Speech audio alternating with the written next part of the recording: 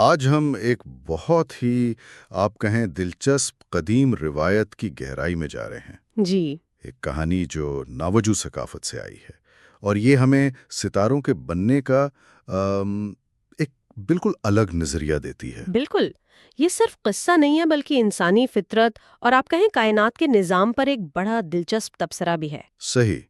ہمارے پاس جو مواد ہے وہ کیوٹی کی شرارت اور بے ترتیب ستارے کے عنوان سے ایک متن ہے۔ جی ہے۔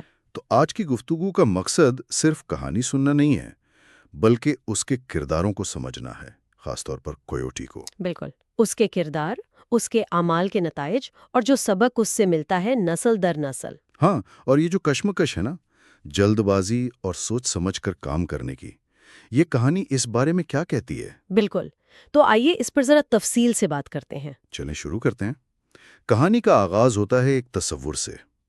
ایک وقت تھا جب رات کا آسمان بالکل خالی تھا۔ ایک کالی چادر جیسا۔ ہاں بالکل، کوئی نقش نہیں، کوئی روشنی نہیں، نہ وہ جو لوگوں کے وسیع ریگستانوں پر بس یہ اندھیرا چھایا رہتا تھا۔ تو اسی ماحول میں دیوتاؤں نے فیصلہ کیا کہ بھئی اس خالی پن کو دور کرنا چاہیے۔ اور کیسے؟ آسمان کو روشن ستاروں سے سجایا جائے۔ جی، یہ جو ابتدائی منظر ہے نا، یہ بڑا اہم ہے۔ یہ ایک طرح سے ایک خالی سلیٹ ہے، تابولا راسا، اچھا۔ جس پر کچھ بھی بنایا جا سکتا تھا، اور دیوتاؤں کا ارادہ صرف روشنی بکھیرنا نہیں تھا۔ نہیں، بالکل نہیں، ان کا منصوبہ تو بہت محتاط تھا، منظم تھا۔ جی، وہ چاہتے تھے کہ ستارے یوں ہی بے ترتیبی سے نہ بکھریں بلکہ خوبصورت شکلیں بنائیں، بامانی شکلیں۔ جنہیں ہم آج برج کہتے ہیں۔ بالکل، برج۔ ان کا مقصد تھا کہ یہ برج رات میں مسافروں کو راستہ دکھائیں۔ ہاں، نشانیاں بنیں، شاید موسموں کا بتائیں یا کہانیاں سنبھال کے رکھیں۔ تو اس بڑے کام کے لیے انہوں نے سارے ستارے جو شاید روشنی کے ننھے ذرات سے تھے، ہاں، انہیں ایک بڑی سی ٹوکری میں بڑی احتیاط سے جمع کیا۔ یہاں یہ منصوبہ بندی اور مقصد والی بات اہم ہے۔ بہت اہم۔ دیوتاؤں کا کام سوچا سمجھا تھا، اس کا ایک عملی پہلو بھی تھا، یعنی ستاروں کا کوئی فائدہ ہو۔ ایک منظم نظام قائم کرنا چاہتے تھے وہ۔ جی، ایک قابل فہم نظام۔ مگر کہانی میں جو اصل موڑ آتا ہے وہ تب آتا ہے جب دیوتا اپنا کام بس شروع ہی کرنے والے تھے۔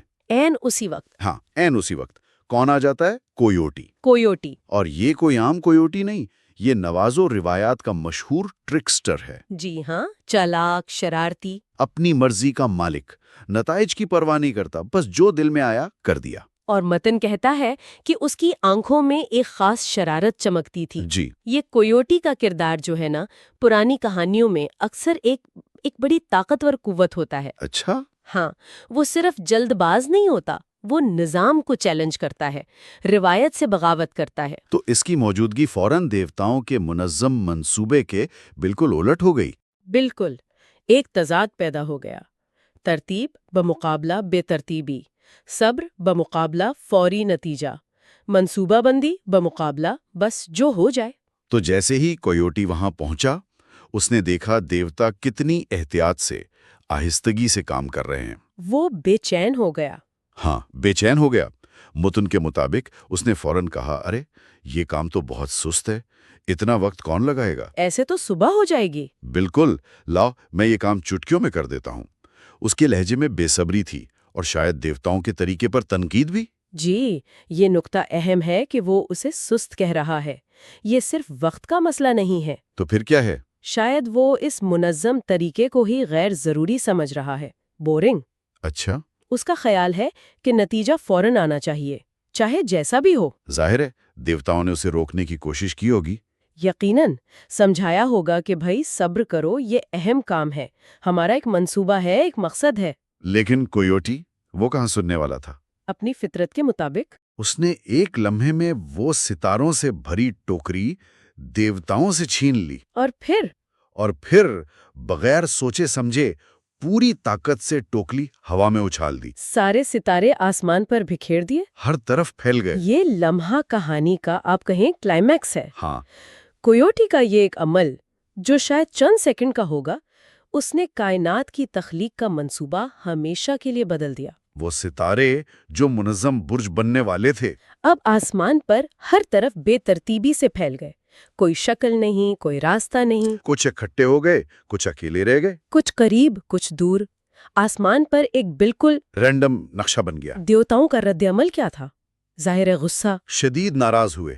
متن کہتا ہے انہوں نے کویوٹی کو ڈانٹا، تم نے سب کچھ خراب کر دیا۔ ہمارا سارا منصوبہ، ہماری محنت ضائع کر دی۔ ان کا غصہ سمجھ میں آتا ہے، بالکل، ان کا مقصد صرف خوبصورتی نہیں تھا، رہنمائی بھی تھا، نظام تھا۔ لیکن یہیں پر کہانی کا اصل دلچسپ پہلو آتا ہے، کیا؟ نتائج کی دوہری نوعیت۔ اچھا، وہ کیسے؟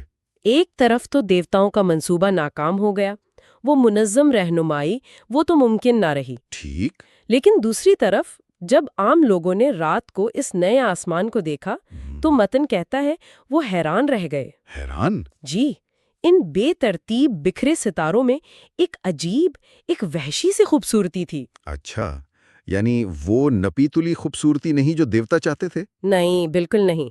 یہ ایک بے ساختہ افراتفری سے پیدا ہونے والی غیر متوقع چمک تھی۔ تو کیا اس کا مطلب یہ ہے کہ کویوٹی کی حرکت پوری طرح منفی نہیں تھی؟ یہی تو کہانی کا سب سے گہرا سوال ہے۔ اس افراتفری میں بھی کوئی قدر تھی؟ دیکھیے، کویوٹی کی شرارت نے بلا شبہ منصوبے کو ناکام بنایا، رہنمائی والا پہلو کمزور کر دیا۔ آپ لوگوں کو زیادہ محنت کرنی پڑتی ہوگی راستہ ڈھونڈنے میں۔ بالکل، انہیں اس بے ترتیب زبان کو سمجھنا پڑتا ہے، ستاروں سے کہانیاں نکالنی پڑتی۔ لیکن اسی بے ترتیبی نے آسمان کو شاید زیادہ پراسرار بنا دیا، زیادہ وسیع، زیادہ حیران کن۔ یہ ہمیں سوچنے پر مجبور کرتا ہے کہ کیا ہر قسم کی خوبصورتی منصوبہ بندی سے ہی آتی ہے؟ یا کائنات میں حادثاتی بے ساختہ خوبصورتی کی بھی کوئی جگہ ہے؟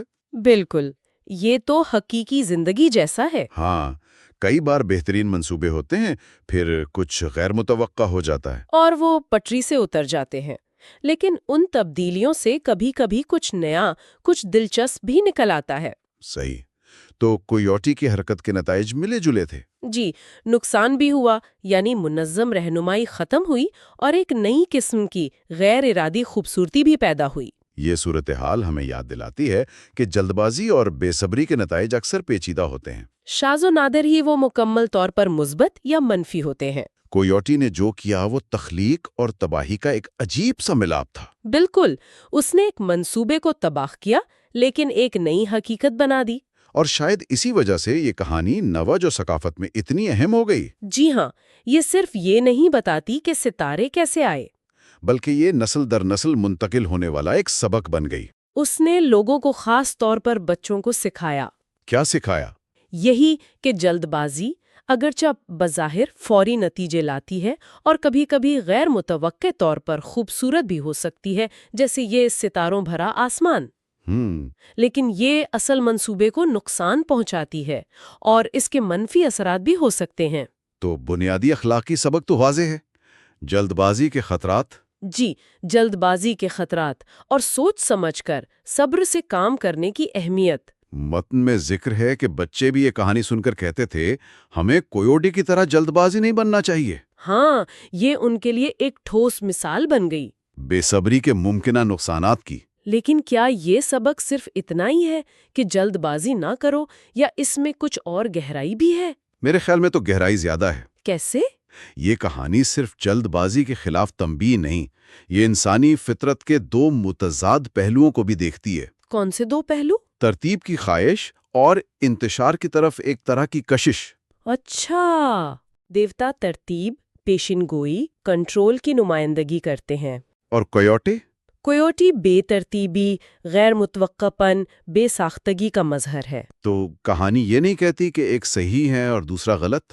نہیں، بلکہ یہ ان دونوں قوتوں کے ٹکراؤ کو دکھاتی ہے اور اس کے نتیجے میں جو پیچیدہ حقیقت بنتی ہے اسے پیش کرتی ہے۔ تو یہ ایک طرح سے تخلیقی عمل پر بھی تبصرہ ہو سکتا ہے؟ بالکل ہو سکتا ہے۔ جہاں منصوبہ بندی تو ضروری ہے، لیکن کبھی کبھی غیر متوقع موڑ یا حادثے، ہاں، وہ بھی نئی دریافتوں کا باعث بنتے ہیں۔ یہ کہانی ہمیں تخلیقی بے ساختگی یعنی کریٹو سپونٹینیٹی اور منظم منصوبہ بندی اسٹرکچرڈ پلاننگ ان کے درمیان تعلق پر غور کرنے کی دعوت دیتی ہے۔ کیا حقیقی تخلیق ہمیشہ سخت منصوبوں پر عمل کرنے سے آتی ہے؟ یا اس میں کویوٹی جیسی کسی خلل ڈالنے والی قوت کا بھی کردار ہوتا ہے؟ بہت سے تخلیقی شعبوں میں بہترین نتائج اکثر منصوبہ بندی اور اچانک خیال یا حادثے کے ملاپ سے نکلتے ہیں۔ تو کویوٹی کی حرکت اگرچہ لاپرواہی تھی، یہ صرف ایک پرانی کہانی نہیں رہی، بلکہ ایک مستقل یاد دہانی بن گئی ہے کہ ہمارے اعمال،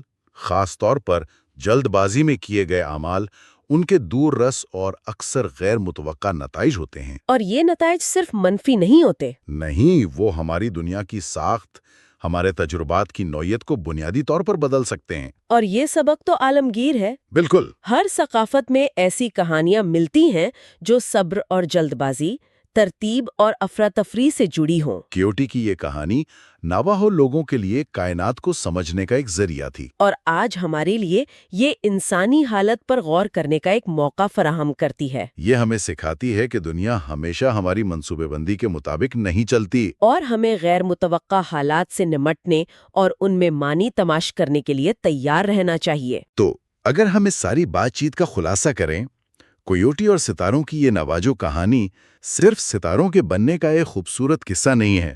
جی نہیں۔ یہ جلد بازی کے پیچیدہ نتائج کو واضح کرتی ہے کہ کس طرح ایک بے صبری کا عمل غیر ارادی طور پر خوبصورتی اور افراتفری دونوں کو جنم دے سکتا ہے۔ بالکل۔ یہ ہمیں سوچ سمجھ کر قدم اٹھانے کی اہمیت یاد دلاتی ہے، لیکن ساتھ ہی یہ بھی اشارہ کرتی ہے کہ زندگی میں بے ترتیبی اور غیر متوقع پن کی بھی اپنی ایک جگہ ہے، اور شاید اہمیت بھی۔ جی اور اسی نقطے پر میں سامعین کے لیے ایک سوال چھوڑنا چاہوں گی۔ ضرور۔ کویوٹی کے کردار کو صرف جلد بازی یا شرارت کے استعارے سے آگے بڑھ کر دیکھیں۔ کیا اس کا یہ افراتفری پھیلانے والا عمل، یہ نظام میں خلل ڈالنا، انسانی فطرت یا تخلیق کے کسی اور گہرے پہلو کی نمائندگی کر سکتا ہے؟ دلچسپ سوال ہے۔ کیا ترقی یا نئی سوچ کے لیے بعض اوقات موجودہ نظام میں کویوٹی جیسی کسی خلل ڈالنے والی قوت کی ضرورت ہوتی ہے؟ کیا غیر منصوبہ بند رکاوٹ، غیر متوقع تبدیلی یا روایت سے ہٹ جانے میں بھی؟ ہاں، بذات خود کوئی مثبت قدر یا نیا امکان چھپا ہو سکتا ہے جسے ہم اکثر نظر انداز کر دیتے ہیں۔